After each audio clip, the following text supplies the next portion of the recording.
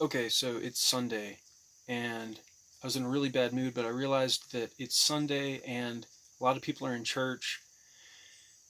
And it made me think, well, if I had it to do all over again, how would I like to go to church? How would I like to read the Bible? How would I like to learn about Jesus Christ? And I realized that, well, here goes nothing. Okay, and just for the record, I'm going to read from the Bible, and I'm also going to use the word fuck at least once. So before you say, oh, you can't say the fuck word and read the Bible at the same time, how dare you? Why don't you open up yours to Matthew 7:3? Why do you look at the speck of sawdust in your brother's eye and pay no attention to the plank in your own eye?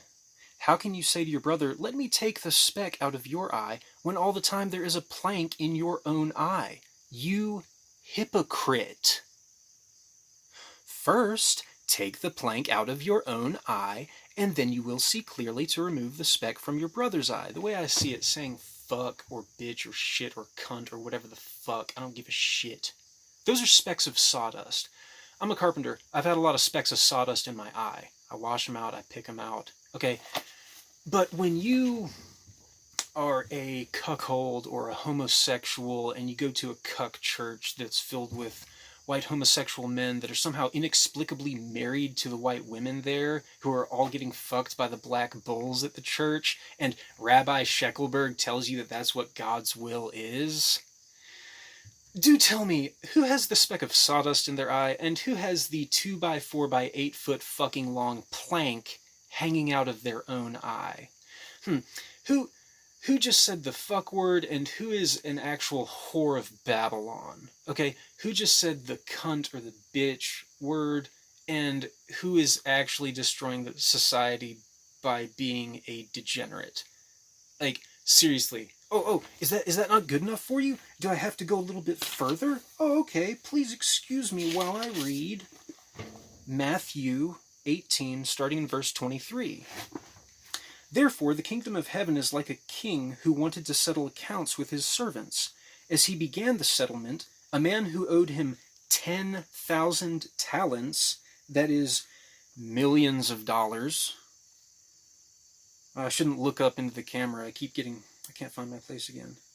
Man who owed him 10,000 talents was brought to him. So the man who owed him millions of dollars was brought to him. Since he was not able to pay, the master ordered that he and his wife and his children and all that he had be sold to repay the debt. The servant fell on his knees before him. Be patient with me, he begged, and I will pay back everything. The servant's master took pity on him, canceled the debt, and let him go. But when that servant went out, he found one of his fellow servants who owed him 100 denarii, that is, a few dollars. He grabbed him and began to choke him. Pay back what you owe me, he demanded.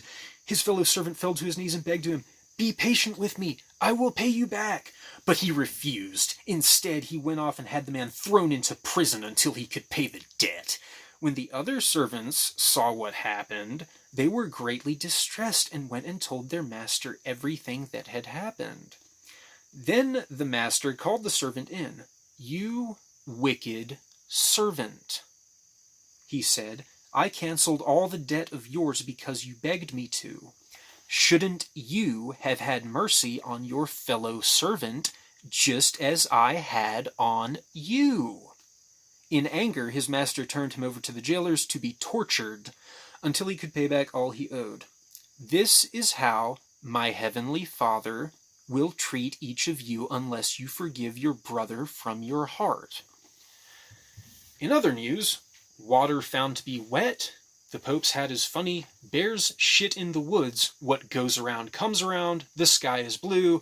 And as you sow, so too shall you reap. This was all common sense. Okay, I never actually sat down and actually explained this to anyone, even to a camera, because I thought this was all obvious. Well, duh.